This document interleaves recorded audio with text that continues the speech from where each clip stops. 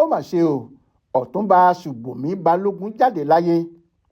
Olùdásílẹ̀ ilé ìfowópamọ́ First City Monument Bank FCMB Ọtunba Michael Ṣubomi Balogun ti fayé sílẹ̀.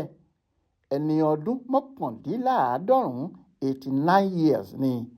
Ilé ìwòsàn kan nílùú London ni wọ́n ní bàbá yìí dákẹ́ sí láàárọ̀ ọjọ́ Ẹtì Friday ọjọ́ 19 oṣù karùn-ún ọdún yìí lẹ́yìn àìsàn ráńpẹ́, bó tilẹ̀ jẹ́ pé kò tí ì sẹ́ni tó mọ ohun tó ṣokùnfà àárẹ̀ àti ikú tó pa bàbá náà gan.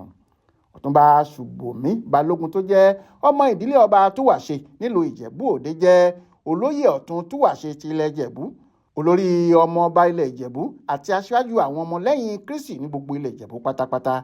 Gẹ́gẹ́ bí olóyè àgbà nílẹ̀ Ìjẹ̀bú, àwọn aláṣẹ ò tí ì kéde ikú rẹ̀, ṣùgbọ́n òwúyẹ́ kan sọ pé àwọn mọ̀lẹ́bí ti fi tó ọba Awùjalẹ̀ ilẹ̀ Ìjẹ̀bú létí tí wọn yóò sì kéde ikú rẹ̀ ní ìbámu pẹ̀lú àṣà àti ìṣe ìlú náà láìpẹ́.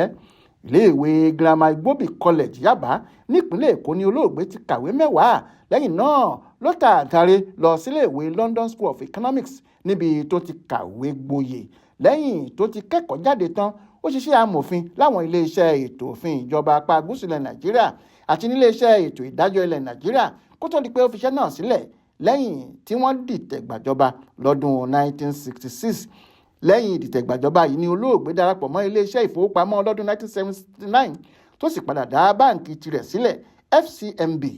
Nígbà ayé rẹ̀, ọkùnrin afúnimáwòbẹ̀ yìí ló kọ́ ilé ìwòsàn ìtọ́jú àwọn ọmọdé National Pediatric Center sílùú Ìjẹ̀bú Òde, èyí tó kọ́ lórúkọ ilé ìwòsàn ẹ̀kọ́ṣẹ́ ìṣègùn fásitì ìlú Ìbàdàn UCH.